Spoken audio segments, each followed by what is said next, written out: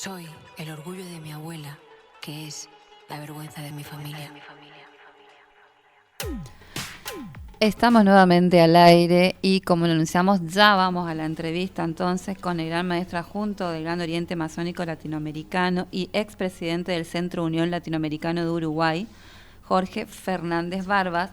Y quiero anunciarlo como es debido, además de sus cargos masónicos, digamos, que es microbiólogo, secretario y miembro fundador de la Asociación Uruguaya de Ozono, AUROS, director técnico docente de Biotecnología Sur en la Facultad Veterinaria de Montevideo, miembro del cuerpo docente en la Universidad de la República, escritor y autor del libro La Hermandad del Valle, que también ahora le vamos a preguntar por eso, porque también me interesa a mí. Buenas noches, Jorge, ¿cómo estás? Buenas noches, muy bien, un gusto de estar acá, de haber conocido, aunque sea por unos instantes, a quien tengo enfrente y a quien tengo a mi izquierda. Realmente los había escuchado alguna vez, pero bueno, verlos es otra cosa O vivo es otra cosa.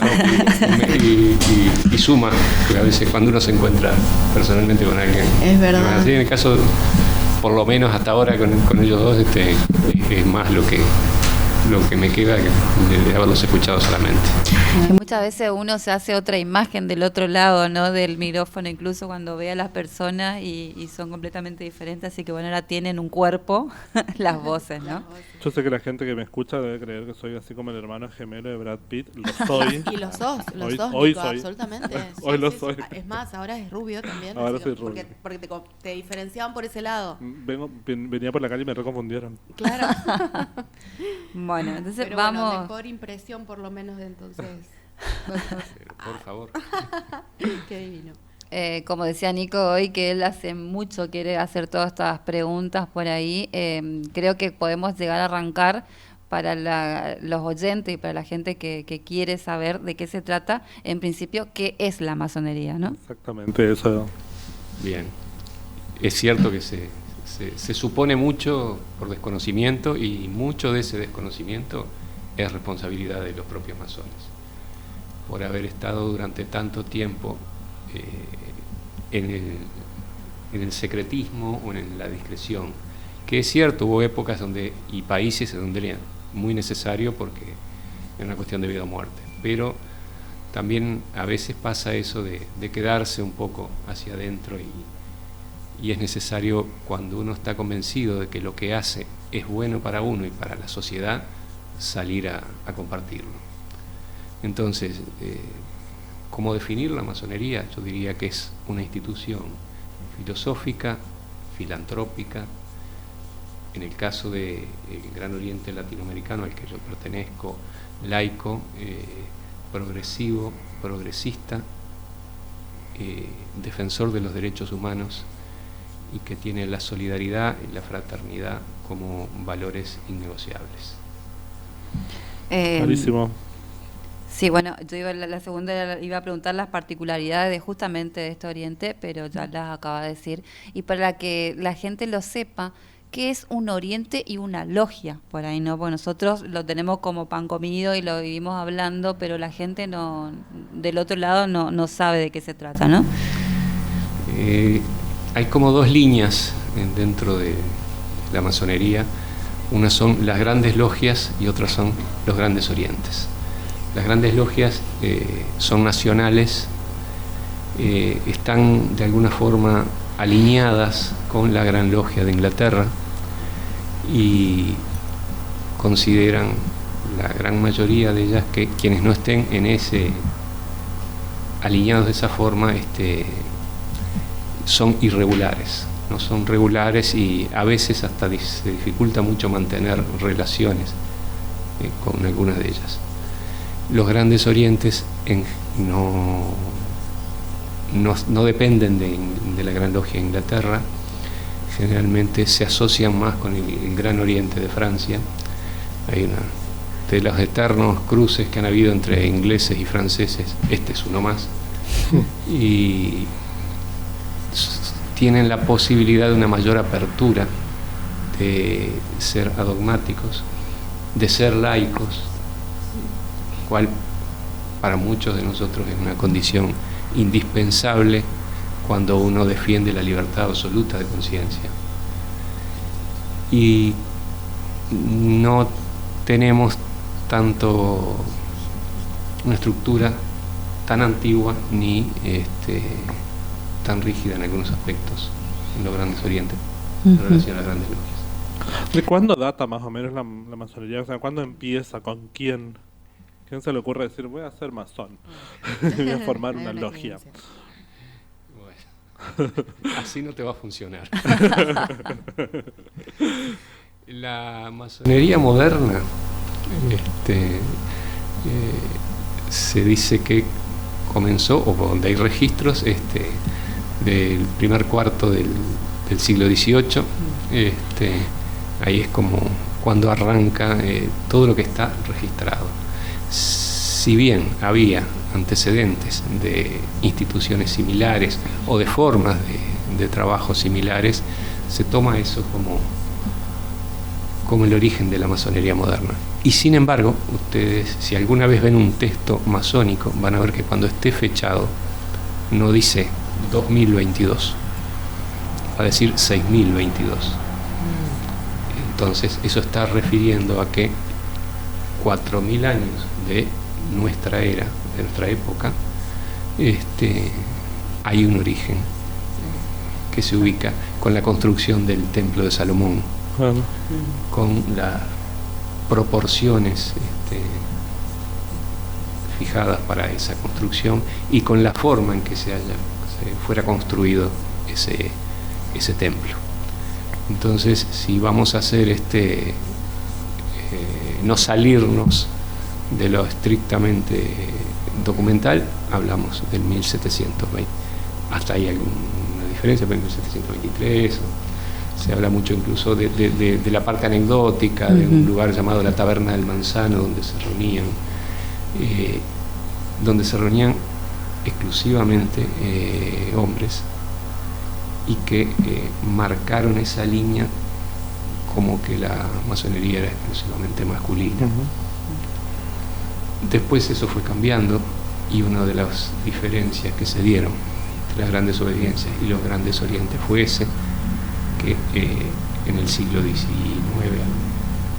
ya empiezan los grandes orientes a abrirle las puertas en plenitud a la mujer, porque existían otras formas de permitir el acercamiento de la mujer, lo que se llamaban las logias de adopción, que de alguna forma el nombre incluso está marcando como una diferencia, se puede llegar hasta acá.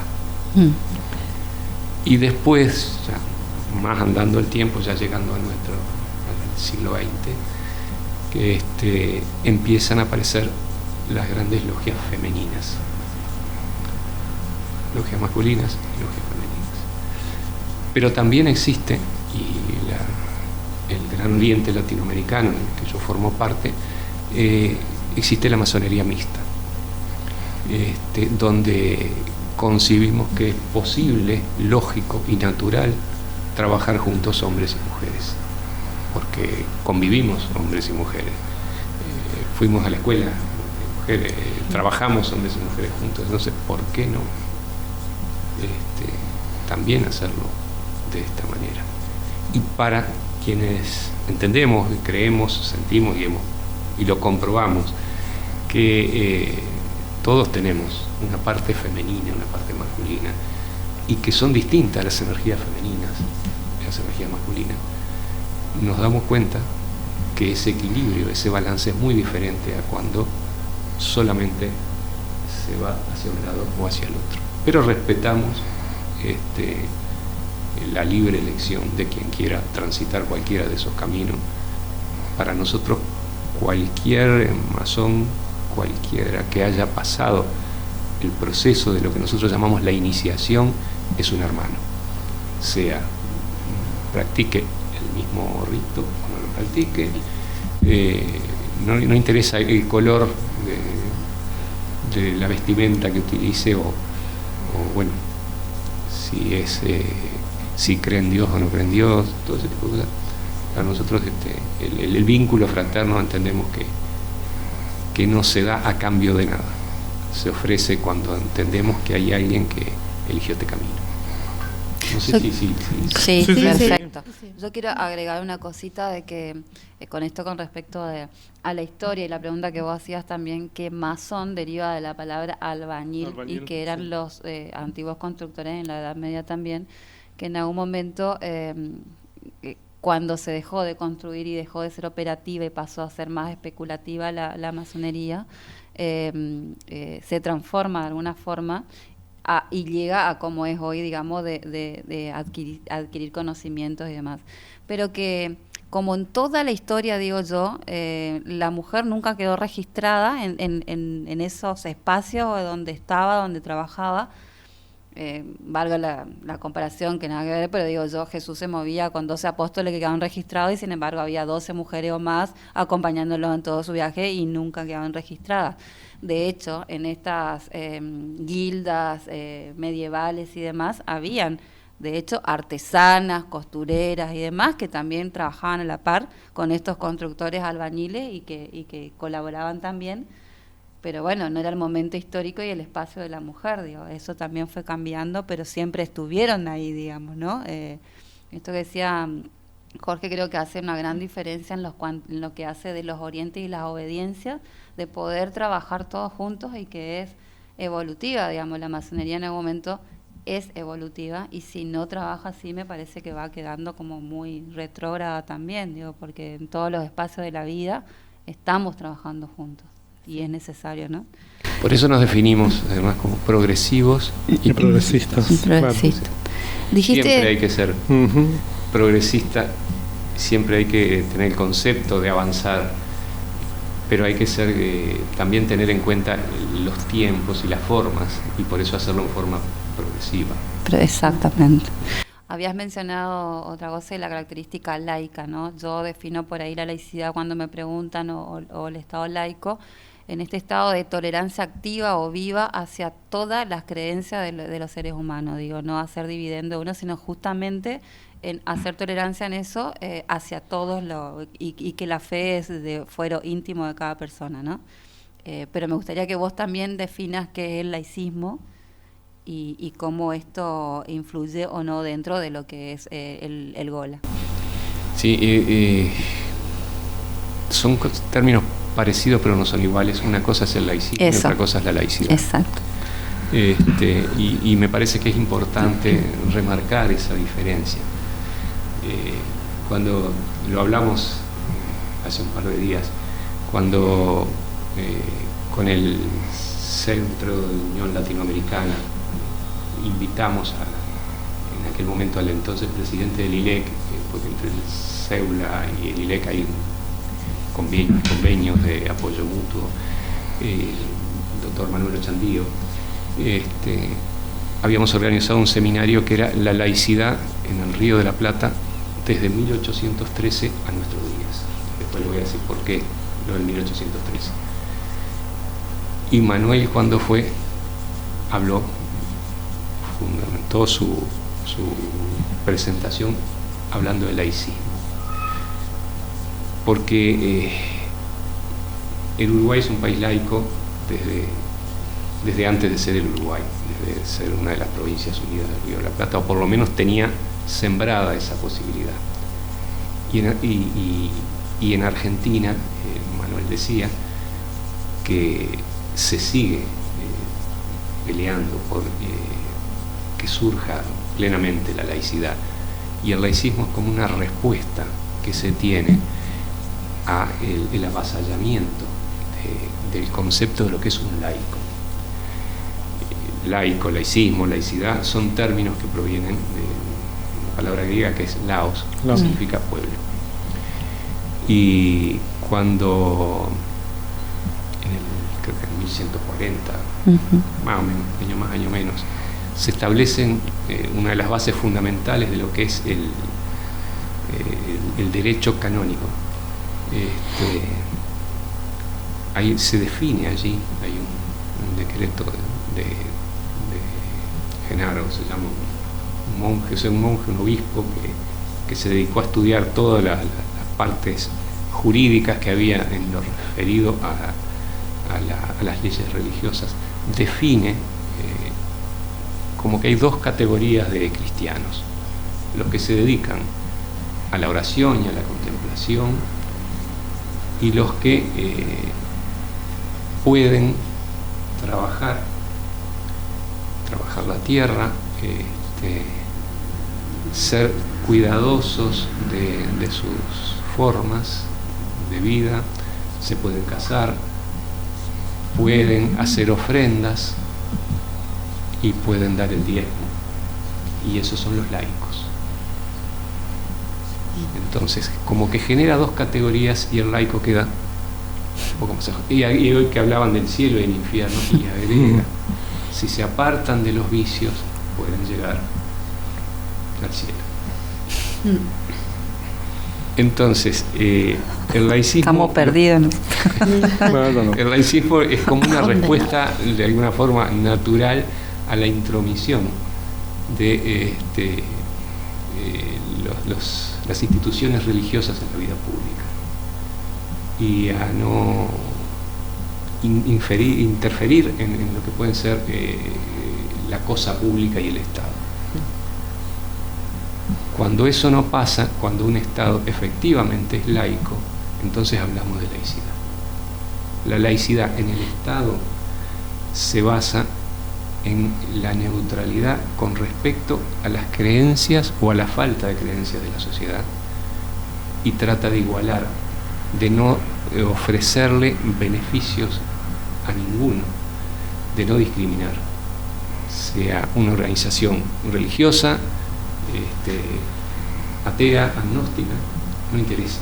Entiende, como entendemos los masones, por lo menos los que adherimos a la libertad absoluta de conciencia, que las concepciones metafísicas son exclusivamente de resorte de la conciencia de cada persona, y que el Estado no tiene que intervenir ni marcar ninguna pauta en eso, y que la laicidad es una forma de vida que se adopta para, respetando las diferencias, poder convivir en forma pacífica, y que la plenitud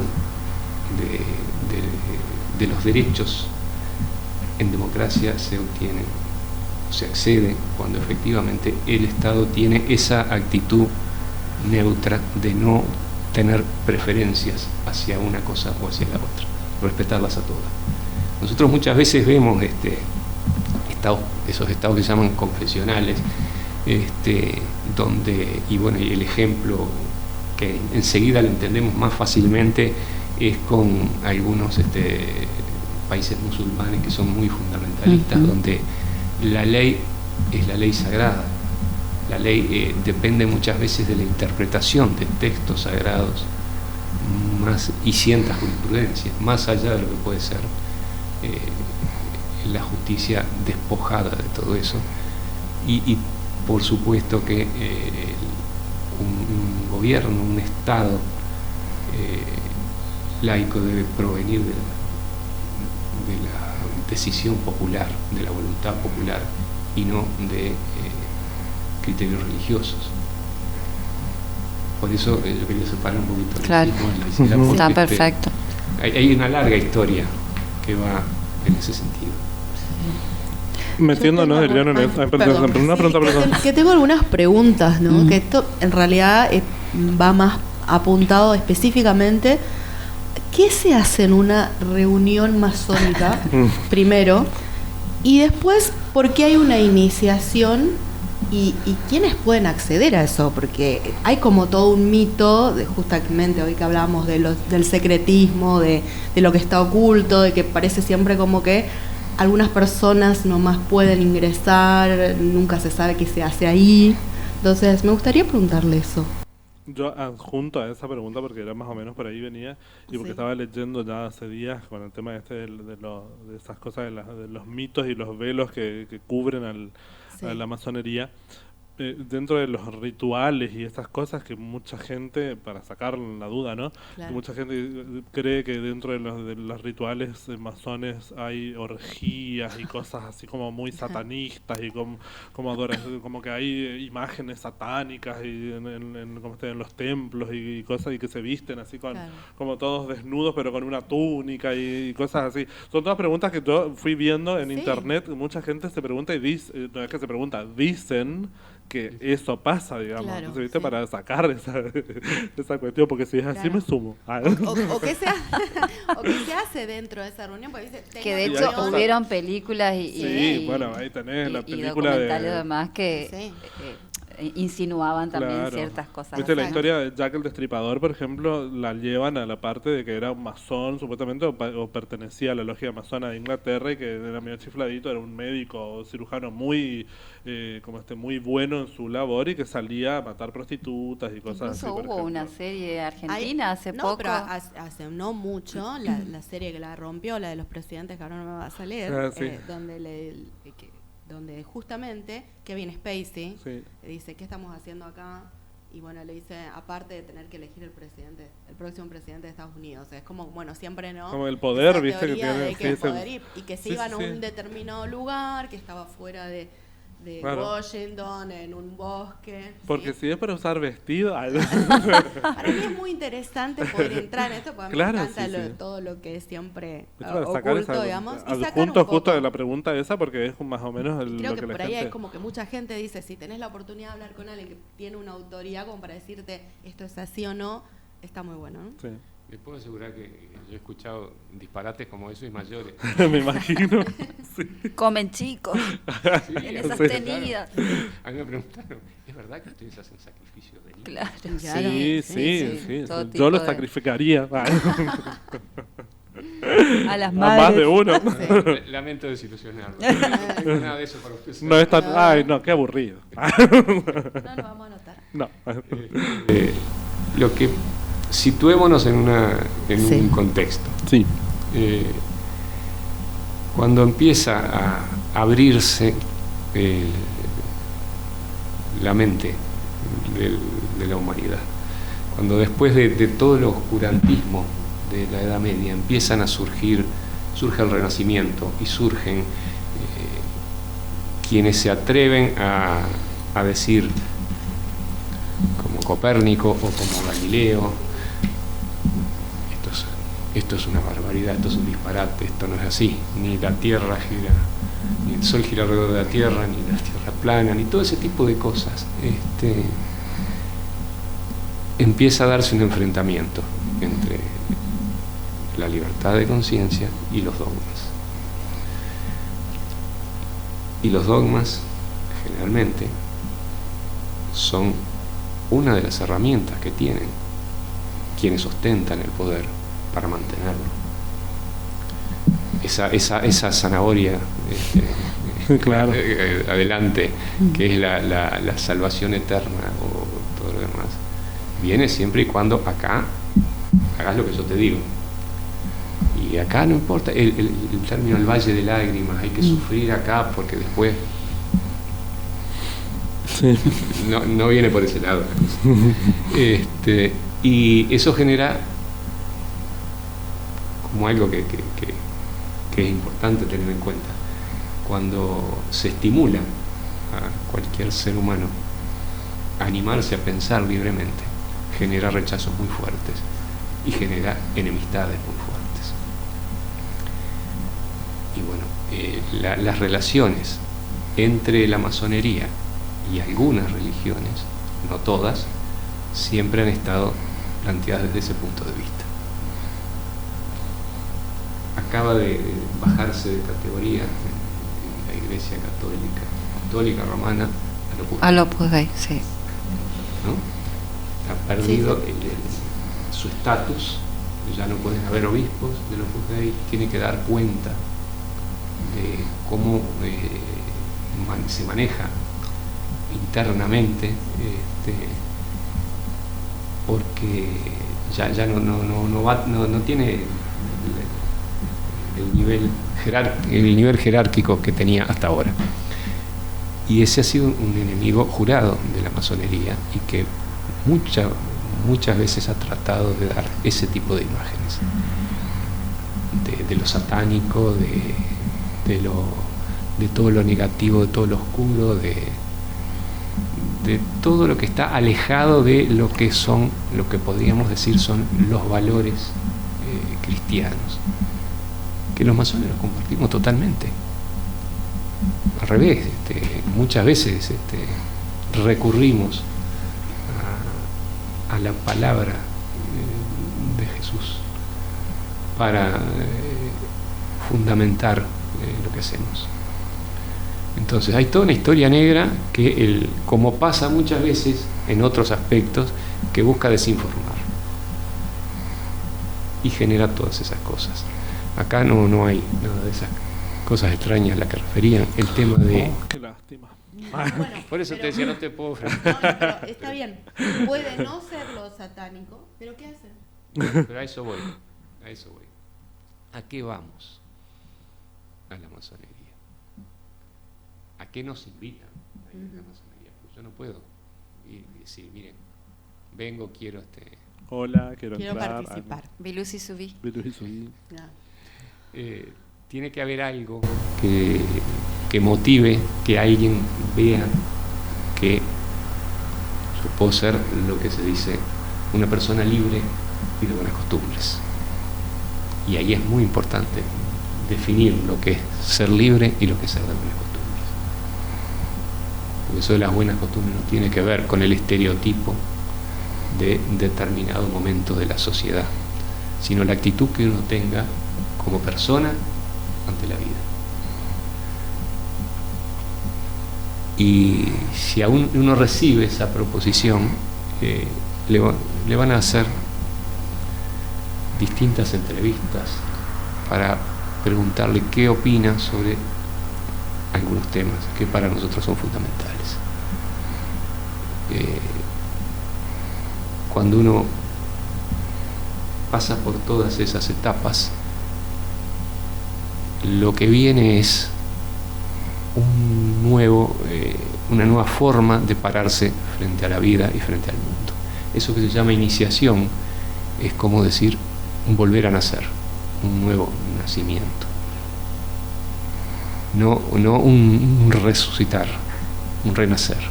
Un nuevo inicio, ¿no? Un nuevo inicio, donde es necesario aprender un nuevo lenguaje, porque en la masonería se manejan mucho los símbolos y el significado de los símbolos.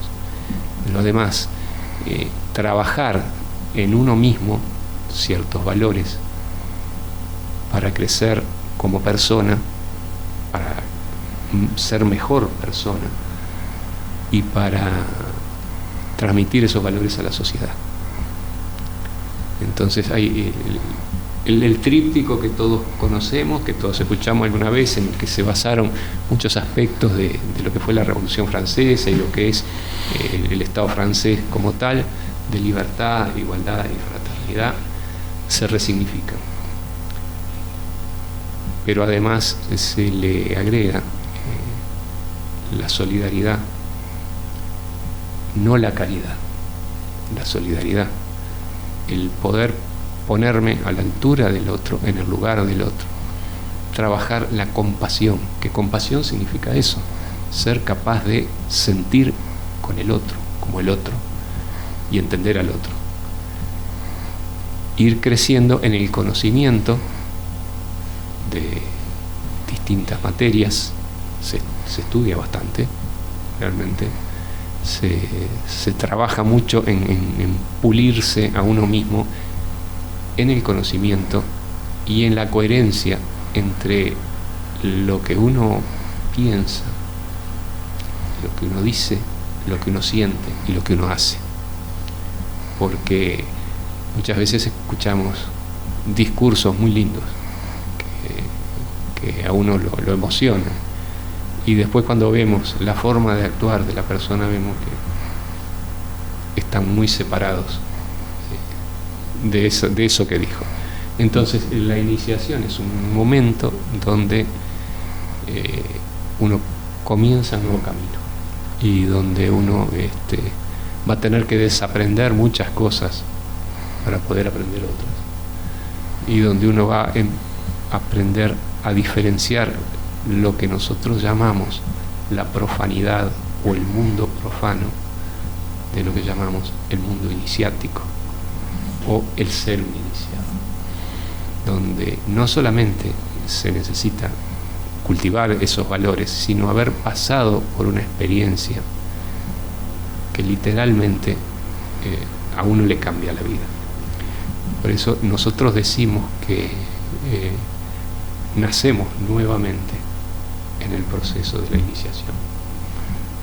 Y a veces pasan, se lo contaba, hablamos el otro día, pasan en esas situaciones, hechos que hacen que uno que ya hace rato que aprendió que la casualidad no existe, que todo tiene una razón para pasar, que se den fecha, y quiero contar mi caso personal.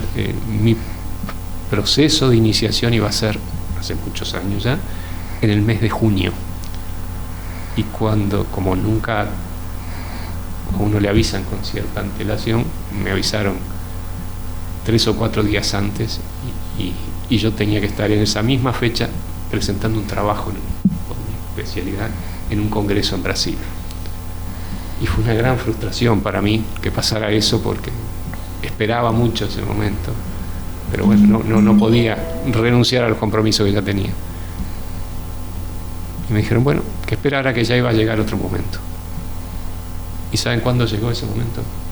El mismo día de mi cumpleaños. Es decir, que digo que nací 2 veces en la misma fecha. Se tenía que dar, en realidad. Sí. Era eso, ¿no? Totalmente. Era eso. Sí. No sé si te contesté. Más o menos. Sí. Todavía sigo sin saber Yo qué por hacen, ahí pero bueno. quiero no agregar importa. eso, No. quiero agregar... ¿Qué es lo que hacemos? Queda ahí estudiar, adentro. sí, queda adentro. queda adentro. Sí, lo que te puedo decir es que nosotros, la logia, o el taller, como le llamamos, o el lugar donde trabajamos, o el templo, como también se dice, para nosotros es un ámbito sagrado, como lo es también nuestro propio cuerpo, que también lo consideramos un templo. Sí. Así que lamento desilusionarte. Básicamente no hay orgías, no hay mucho nada de esas estudio, cosas muy raras. por el contrario, mucho Claro. estudio, mucha lectura. Y por Yo ahí terminé quiero entendiendo- agregar algo con respecto, porque a mí me suelen preguntar mucho de qué es la ceremonia de iniciación, qué hacen en la iniciación, por qué es tan secreta, por qué no se la puede contar. No, Y yo no hay siempre que pelar digo- a nadie, no hay que hacer nada de esas cosas raras, no. Yo siempre digo que en realidad también el camino es individual y tiene que ver con la experiencia personal de cada uno, y que es una ceremonia en donde se mueven muchísimos arquetipos a partir del símbolo, como decía Jorge hoy, ¿no? Entonces, de nada sirve que yo te cuente mi experiencia personal de lo vivido en esa ceremonia como lo vivido acá en este momento, que sea, porque es mi propia interpretación en base a lo que yo viví en mi pasado o mi experiencia. Entonces, tu experiencia va a ser completamente diferente que la mía. Entonces, te voy a quitar y restar por ahí momentos de los cuales vos personalmente tenés que vivirlo, ¿no? Entonces, por ahí pasa también el secreto de la ceremonia en sí. No sé si lo entendiste. Sí, no, yo entiendo, obviamente. Lo que pasa es que claramente... Pero este siempre tipo es de la pregunta. actitud, que por supuesto que la entiendo. Es simplemente que se entenderá seguramente que desde el secretismo se generen esas dudas, ¿sí? De por lo secreto, por lo que no se puede contar, por lo que no se puede decir, después nacen todos los demás mitos. Obviamente que si no se puede contar, no se puede contar, es una idea así. Lo que es secreto es secreto. ¿Cualquiera puede acceder a eso, a ser masón o formar parte de la masonería? ¿O también es una cosa elitista que se maneja solamente en un determinado estrato social? No, para nada. Bueno, hay masonería y masonería. Yo te puedo contar que en mi caso personal, en mi logia, por ejemplo, hay un hermano nuestro que durante 8 o 9 años vivió en situación de calle cuando era adolescente. Y es un obrero que trabaja en la construcción, por ejemplo, ese doblemente masón, es albañil. Claro. Y no pasa por ahí. Sé sí que hay lugares donde eso sucede, y por eso se asocia muchas veces a la masonería con fuentes de poder, y la masonería norteamericana es otro tipo de masonería. Claro. Claro, desde Washington, por ejemplo. Sí, es muy común que a niveles medios o altos de la sociedad o a nivel laboral, cuando alguien presenta un currículum en Estados Unidos, ponga si es masón y qué grado tiene, Sí, por ejemplo. sí, es verdad. Pero bueno, son formas y formas de... Claro, yo entiendo como que hay, como en toda situación, en toda religión, en toda creencia, digamos, viste que hay momentos en los que dentro de la misma, voy a hablar de la Iglesia Católica porque es lo que más por ahí conozco, sin ser practicante ni muy creyente ni nada de eso, que siempre estoy en contra de todo, pero dentro de la Iglesia Católica siempre hubo ramas que al mismo tiempo entiendo más o menos lo mismo con el tema de la masonería, cuando decís que hay por lo menos la tuya es así y hay otro tipo de logias que por ahí sí lindan ya con lo oculto, de tanto que se le tiró eso. Bueno, ya que tanto joden con que somos medio satanistas, ocultistas y que tenemos no sé qué esto o el otro, vamos por ese lado.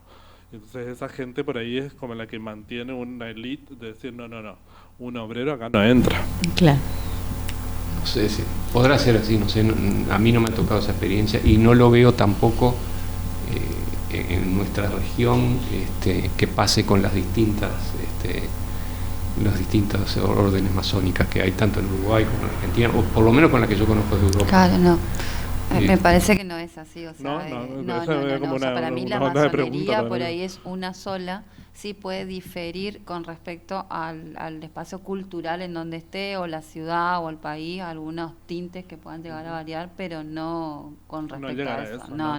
Okay. También hay anormalidades o desviaciones. Recuerden hace como 30 años atrás el escándalo que hubo en Italia con la logia P2E, el Banco del Vaticano y todas esas cosas. Esas cosas existieron, esas cosas existen. Sí. Bueno, también hay que aclarar que es una institución que, como plantean la teoría y como la vivimos un montón, por ahí es perfecta, pero está conformada por un grupo de seres humanos y somos todos imperfectos, claro, ¿no? por Así supuesto, sí, por eso, viste, a la gente, para que se entienda, para que la gente entienda también que... Pero no es un requisito tener una profesión académica ni tener un estatus social. Claro. No va por ahí la cosa. Va por ahí por los valores morales que uno vea, y éticos que uno vea que una persona manifiesta. Que sea libre de aceptarle, que sea dogmático, como decía Jorge, que tenga la libertad de poder tolerar y respetar el pensamiento del otro, aunque no sea el tuyo, y que tengas por ahí la capacidad y las ganas de querer realmente vos conocerte y pulirte como persona día a día, esto de ser buena persona o hacer buenos actos a diario, que por ahí también es la primer premisa nuestra, ¿no? Por supuesto, no sé, pero que además hay valores que no son exclusivos de la masonería ni de ningún grupo, pero hay cosas que uno busca, lo hablábamos también en otro ámbito, el concepto de la equidad de género. Ajá. El concepto de la libertad de elección que una persona pueda tener en cuanto a su orientación sexual, el concepto de la tolerancia a lo diferente, que lo hemos vivido de distinta manera en distintas etapas. Ahora nosotros lo estamos viendo como lo vimos unos años antes en Europa en relación a los migrantes. El pararse en la vereda de enfrente y mirar de otra manera al que no nació en el mismo lugar que nací yo. todo ese tipo de valores no los inventó la masonería, aunque trate de mantenerlos, y no son patrimonio de la masonería. Pero sí no te permite, si careces de esos valores, que pueda ser aceptado en la masonería. Sí. Y eso me parece que es algo que marca un poco las distintas características. Que ha habido masonerías muy conservadoras, que les cuesta mucho el cambio. Yo escuché una vez, hace unos años, al que era el gran maestre de una logia de España, cuando le preguntaron por qué no le abrían las puertas a las mujeres, y con una cuestión totalmente irónica él respondió: porque este es un ámbito de perfeccionamiento y las mujeres ya de por sí son perfectas. Qué langa. Ya ni siquiera es un comentario machista. No llega, no alcanza. No. Bueno, pero yo me puedo hacer cargo. Claro, no, obviamente. Sí. Entonces, creo que también por ahí va la cosa, que como decía ella, las instituciones están formadas por personas, y las personas tenemos nuestros claros y nuestras luces y nuestras sombras. Bueno, eso también, ¿no? Es ser capaz de ver tus defectos y tus virtudes justamente y equilibrarlas, digamos. Nosotros por ahí decimos cavar fosas a los vicios porque son partes nuestras, o sea, nuestra... ¿Qué dijiste primero? ¿De qué? ¿De qué? Vos no tenés defectos. No sé qué es esa palabra. Y hacernos cargo, ¿no? Bueno, de esto, de chiste, creo que la gente que no entiende la libertad, de qué se trata la libertad, es esa gente que es tan prepotente, tan egocéntrica, tan soberbia, que no reconoce defectos en sí misma. Por ende, no puede determinar y aceptar la libertad del otro. Claro, pero a veces vemos claramente que dentro de la misma institución de la masonería está dividida, digamos, entre el grupo que acepta mujeres y el grupo que no. O sea, en eso no se pueden poner de acuerdo hace 1000 años, digamos. Pero yo no sé si es necesario ponerse de acuerdo o es una libre elección de cada uno. Por ejemplo, yo digo que formo parte, pertenezco al Gran Oriente Latinoamericano, que es una masonería mixta. Sí. Sí. Mixta significa que tanto hombres como mujeres pueden pertenecer. Pero si hay un grupo de hombres que quiere hacer una logia masculina dentro del Gran Oriente Latinoamericano, que la haga. Y si hay un grupo de mujeres que quiere hacer una logia femenina, que la haga. Lo que sí le vamos a pedir es que reconozca la logia de hombres la condición de masona de la mujer, y en la logia de mujeres que reconozca el hombre la condición de masón, no que sea estricto y que diga: yo contigo no trabajo. Claro, no me quiero juntar, pero no me quiero. Claro. No me junto con vos, pero te reconozco. O sea, hacé lo que querés, digamos, pero no nada. No, pero, y si yo quiero ir a una logia de mujeres, que me dejen entrar. Claro, sí. Y si una mujer quiere ir a una logia de varones, que me dejen entrar. Y que la traten como corresponda, como una hermana.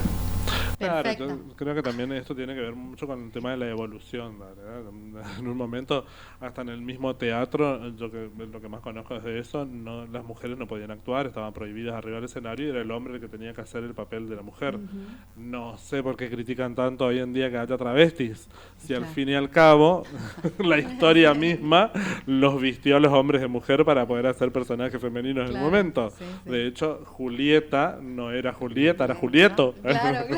Julio. Era Julio. Pero ahí lo que predomina, yo creo que en la vida en general, casi te diría que todo lo que hacemos lo hacemos por una u otra razón. Sí. Una es el amor y otra es el miedo. Y yo creo que el miedo es lo que lleva a esa actitud de odio, de rechazo, este o esta no es como yo quiero que sea, no lo quiero conmigo. Tomo distancia. Claro, yo siempre digo esto, que cuando en el caso de las elecciones sexuales hoy en día, ¿no? Que está tan hablado ya y que vamos evolucionando, por suerte, lentamente, pero vamos evolucionando. Creo que si la persona tiene mucho rechazo es porque algún nervio te está tocando. Bueno, uno tiene que mirarse en el espejo. Claro. Tiene que mirarse no solo en el espejo que pueda tener en la casa, sino en el espejo de las otras personas. Si tanto te molesta Lizzie Tagliani, me parece que es porque estás queriendo usar un vestidito. Claro. No te estás animando. Esas cosas pasan en todos Yo creo que sentidos. cuando hacemos el clic también en la cabeza y pensamos a todos nosotros como seres humanos, sin dividir hombres y mujeres, la cosa cambia, digamos, ¿no? Porque tendría que ser así, o sea, y reconocer que tenemos diferentes capacidades y que somos complementarios, o sea, no estar dividiendo en ninguno de los espacios, hombres, mujeres y demás. Hay una película muy vieja que no me acuerdo en este momento cómo era el nombre, pero ya era futurista de por sí, que yo creo mucho en ese aspecto, digamos, que era tal la evolución del ser humano. Bueno, vienen supuestamente extraterrestres a la Tierra, empiezan a mezclarse, y el ser humano que hace tiene miedo, entonces empieza, ay, los extraterrestres vienen de otro lado, vienen de otro lado. No, cuando logran comunicarse, estos seres los comunican al ser humano que son seres humanos de otra época, muy a futuro, evolucionados de tal manera que dejaron de tener aspecto. El físico ya no se determinaba si era femenino o masculino, nada. O sea, era un ente, digamos, ¿no? Evolucionado de tal manera que era ya de una sola forma, y todos eran iguales. Sin género. Entonces, sin género. Entonces, yo creo que los extraterrestres no son solamente de otro lado, porque sería inútil decir, medio idiota, no reconocer el hecho de que ante tanta inmensidad somos los únicos habitantes en un planeta. Debe haber miles y millones de planetas habitados también. Sí. Creo que también somos parte de una evolución y que de alguna manera en algún momento vamos a llegar a ese punto de reconocernos ya como iguales sin mirándonos y que somos todos Pero eso tiene que ver con el concepto antropomórfico del universo, el creerse, como decíamos hace un rato, que el Sol gira alrededor de la Tierra, el creerse que si hay un ser superior tenga forma humana. ¿Por qué? Y así, bueno, ya que va a ser humano, que sea hombre y que sea rubio de ojos celestes. Claro, blanco. Ni que hablar. Pelito largo. Sí. Lindo. He-Man. Claro, porque si va a ser, que sea lindo, porque no puede ser. Y después, si me creó a su imagen y semejanza, dale. Un poquito más hubiese trabajado. No es tu caso, que vos te pareces a Brad Pitt. Claro. Pero bueno. Y descendimos de un hombre y una mujer que tuvieron 2 hijos varones. Claro. Algo no me cierra. Algo no me cuadra. O alguno lo era hermafrodita o yo no estoy entendiendo. Algo no me cuadra, pero bueno. Sí, no sé. Todos esos esquemas y conceptos es lo que tratamos de romper en la masonería. Bien. Sí. Buenísimo. Hoy nombrabas el tema del Opus Dei y la política, y volviendo a lo laico me quedó pendiente decir esto, ¿no? De que vos decías que el Estado no tiene que tener una preferencia sin ninguna religión. Pero también esto de que las religiones tampoco tienen que manipular las decisiones del Estado, claramente, y se vio con estos cambios que se produjeron ahora con el Opus Dei, de que políticamente, incluso acá, no voy a decir nombres, pero se dieron hasta renuncias en el Gabinete Nacional respecto del poder y la influencia que tiene evidentemente estos espacios de religiones dentro del Estado, y creo que mundialmente habrá sucedido lo mismo, o sea, vieron varios cambios, ¿no? Y eso a las claras de cómo un sector religioso puede manipular o manejar las decisiones de un Estado que no debiera, ¿no? Bien. Por eso yo traje a colación cuando hablaba al principio del encuentro sobre laicidad que habíamos hecho en el Río de la Plata, y por eso me parece que es muy importante mirar cómo a veces, a raíz de un comienzo común, se pueden ir separando algunos aspectos. A mí me llamó mucho la atención hace muchos años, ya, cuando veía que aquí para casarse había que casarse, tenía que haber un casamiento religioso, como que estaba esa imposición medio soterrada de que pasás por un lado, pasás por el otro, tenés que pasar por los dos lados. Como veía la relación de dependencia que hay, incluso económica, que tiene la Iglesia Católica con el Estado que tenía, no sé cómo siguen haciendo las cosas. Y creo que eso marca mucho el rumbo de la sociedad, de la nación, como el concepto. Y otra cosa que me llamó mucho la atención también es que aquí siempre cuando se habla del presidente, se habla del presidente de la nación. En Uruguay cuando se habla del presidente, se habla del presidente de la República. Y no es una cosa menor. Claro. Estar hablando de los valores democráticos republicanos también hay que manejarlo con el lenguaje. Por eso cuando hicimos ese seminario hablábamos desde 1813 a nuestra época. ¿Y por qué esa fecha que no es caprichosa? Porque generalmente dicen, el Uruguay es un país tan laico porque tuvo a principios del siglo XX un presidente que concretó una separación bien clara de la Iglesia del Estado. Pero eso arrancó en 1813, cuando las instrucciones del año 13, cuando en el artículo 3, Artigas pide, cuando se va a ir al Congreso, que para las provincias unidas hay que propender a que la libertad social y espiritual llegue hasta los límites de lo imaginable. ¿Y por qué dice eso? Si se había basado mucho también en la Constitución de los Estados Unidos, sobre todo la Constitución de Pensilvania, donde él toma muchos de esos artículos para esas instrucciones, pero no exige que el presidente sea de una religión determinada, porque respeta a los habitantes originarios de esta zona y quería respetar que se les permitiera mantener su espiritualidad a los nativos, y respetar su espiritualidad, respetar su cultura. Después hay unos procesos que sí son parecidos. Yo no sé exactamente, lo tenía, pero en qué momento se determina en Argentina que la escuela debe ser laica, gratuita y obligatoria. Sarmiento, en la presidencia de Sarmiento saca la ley, digamos, declarando eso, ¿no? Bueno, el querido hermano. Allá fue un querido hermano también el que lo hizo, que fue José Pedro Varela.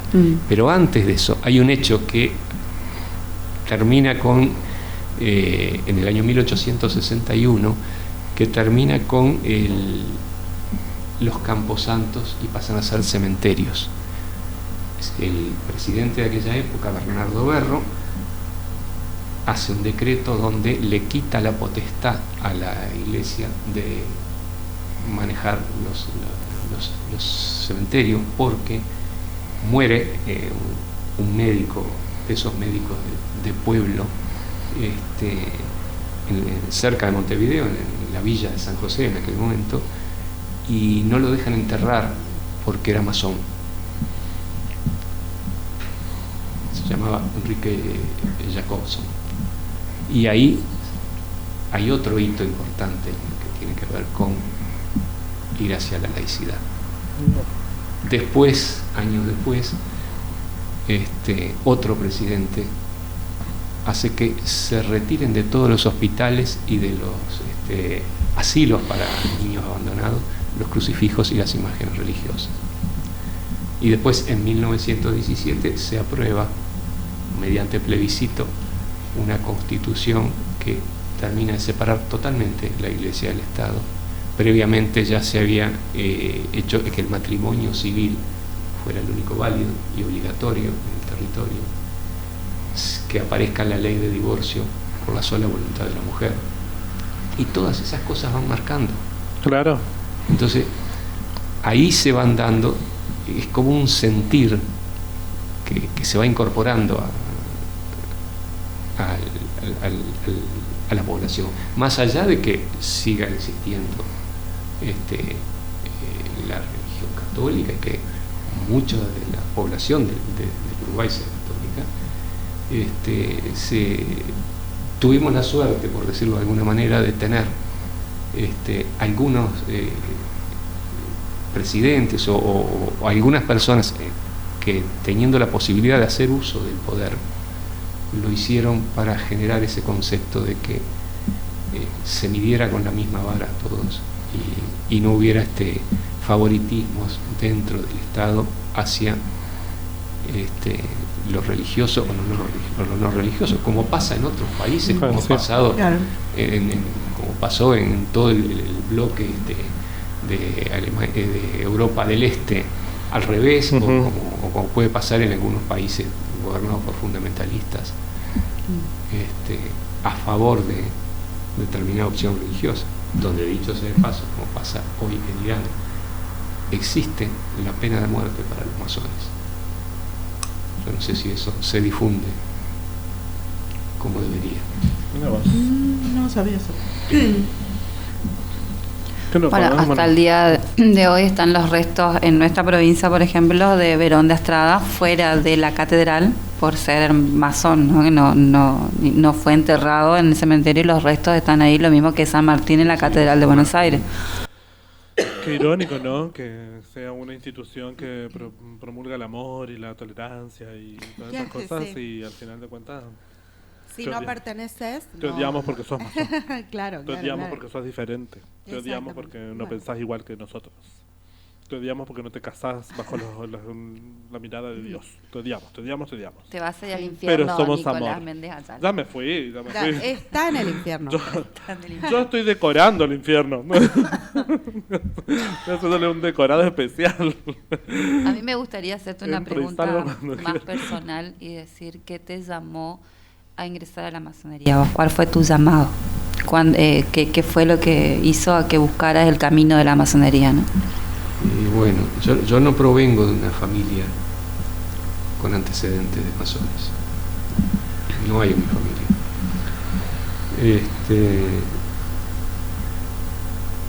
A mí, en la primera adolescencia, cuando estaba en el segundo año del secundario, me cautivó la visión romántica a raíz de una película que había visto en el cine, donde era sobre la Segunda Guerra Mundial, la ocupación de Alemania ocupando Francia, la resistencia francesa, los maquis, que eran masones. Había distintos tipos de resistencia, una resistencia que dependía del Partido Comunista francés, otra que era de los nacionalistas y otra que era sin interesarse de qué color de camiseta tenías, que era de los masones. Y empecé a tratar de leer y de interesarme en ese tema. Y yo pienso ahora, a la distancia, cómo se deben haber divertido conmigo los dueños de la librería teosófica que quedaba al lado de mí, cuando yo iba y pedía alguna de estas cosas. Ahí tenían muchos libros esotéricos y tenían muchas cosas sobre masonería. Con el tiempo seguí interesado y tratando de saber algo más, hasta que llegó un momento que alguien se me acercó y me dijo, ya tenía casi 30 años, me dijo que alguien que trabajaba conmigo, que por mis características, por lo que hacía y por todo eso, tal vez me interesara tener un crecimiento personal, si no quería acercarme a una institución filosófica que me iba a ayudar mucho a crecer. Por supuesto que le dije que sí, y bueno, me dijo que era la masonería, entonces me dijo que tenía que seguir un trámite donde iba a tener determinadas que responder determinadas preguntas, y yo le pregunté si eso era algo que era abierto para todos, que tú decías, y él me dijo que no había ningún condicionamiento en lo social, pero que era exclusivamente para hombres. Entonces yo le pregunté cómo, si había algo que permitía el crecimiento personal y que era tan beneficioso para la humanidad, se podía dejar afuera la mitad de la humanidad. Y se ve que no fue políticamente correcto. Ahí terminó. Porque te despidieron automáticamente. Gracias por venir. Te llamamos. ¿Para qué me invitan si saben cómo me pongo? Te llamamos. Te vamos a llamar. Pasaron 10 años. Y nunca... Y se vuelve a dar esa situación. Entonces yo le digo ahí a un colega mío, sí, pero mirá que yo pienso esto. Ah, bueno, me dijo. Claro. Ahí quedó.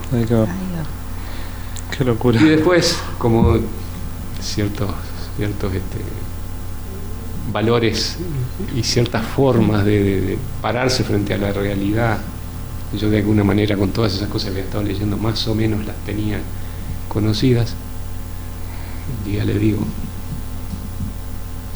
aquí no había mi mujer, mi compañera, vos tenés actitudes que parece que fueras masón. Y ella me dice, ¿y vos qué sabés de eso? Y bueno, yo qué sé. Yo leí muchas cosas. ¿Y por qué me decís eso? Y dije, bueno, por esto. Y si para vos es tan valiosa esa institución, ¿por qué no sos masón vos? Me dijo. Porque yo no concibo que haya un espacio de crecimiento de ese nivel que sea solo para hombres. Si hubieran las dos opciones, si fuera algo mixto, me parecería que sería mucho mejor y mucho más lógico con todo este tipo de principios. Y ella me dijo, bueno, sí, yo soy de la femenina, porque yo ya había oído que había femenina. No, de la organización mixta. Bueno, ¿cómo hago yo para entrar? ¿Dónde firmo? ¿Qué tengo que hacer? ¿Dónde firmo? Estoy firmando. Y así fue como me vinculé. No. Porque creía, no quería ser otra persona, quería ser mejor persona. O sea, quería eso que yo ahora le digo a los que se inician, que si se abren a la masonería va a pasar lo mismo que pasa cuando uno se enamora. Vas a encontrar la mejor versión de vos mismo. Que hay que trabajar sobre eso, que hay que aprender a aceptarse, hay que distinguir la diferencia que hay entre la resignación y la aceptación. Cuando yo me resigno a ser como soy y me quedo en eso, cuando yo me acepto, voy a estar valorando lo que tengo y conociendo lo que me falta y apoyándome en lo que tengo, poder ir mejorando aquello que me falta, que por supuesto siempre va a faltar. Nosotros decimos que somos perfectibles y que este camino que se inicia no se termina nunca y que siempre vamos a tener algo para aprender y algo para mejorar, porque el día que uno considere que ya está, pero de otra manera, está liquidado. Totalmente. Somos aprendices toda la vida. Y como para cerrar, me encantaron las palabras que dijiste, la verdad me emocionaron mucho. Sí. Recordé una anécdota, Rachel, esto que vos decías, si es para todos, si es tan elitista y demás. Abraham Lincoln, que era masón cuando se inició, de hecho hace su ceremonia de iniciación y demás, y cuando descubre quién la conducía a la logia donde ingresó, descubre que era su jardinero. Así que ahí te das cuenta de que también es cultural y que muchas veces también hay todo ese prejuicio del manejo del poder y de los hilos y demás, ¿no? Así que, bueno, esa anécdota que me acordé justamente y él descubre eso y se queda sorprendido, que era el jardinero con el que conversaba todos los días en su jardín y, bueno, de repente era su venerable, ¿entendés? Así que, bueno. Claro, viste que yo creo que las personas, los directores o los escritores de estas películas que te muestran estos mitos y cosas tan ocultas que supuestamente tiene la masonería deben ser católicos, muy practicantes. O muy comerciales. O muy comerciales. Hacer algo que venda, ¿no?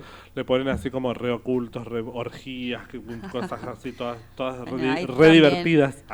Una prensa re amarilla también sí, con respecto a esto. Bueno, agradecerte en lo personal, Jorge, la verdad que me encantó la entrevista y creo que es beneficioso justamente porque hay para develar, digamos, correr el velo a lo que es la masonería, qué se hace, qué hacemos.